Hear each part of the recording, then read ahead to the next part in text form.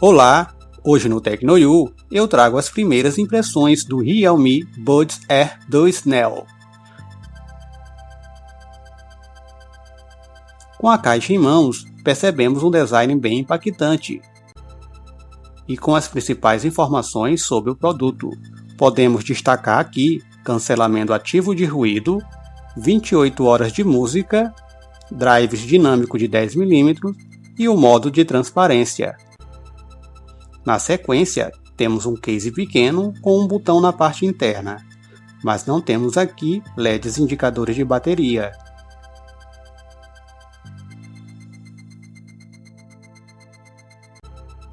Temos aqui fones bem robustos, com um touch possivelmente de metal ou plástico.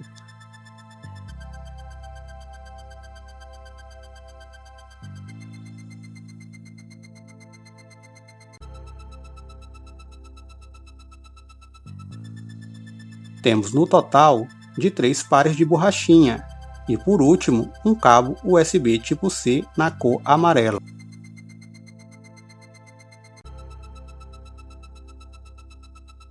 O pareamento se dá ao pressionar por 3 segundos esse pequeno botão aqui.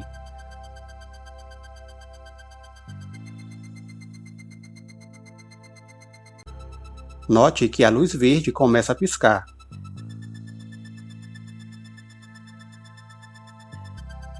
E em seguida ele se conecta ao Bluetooth do smartphone.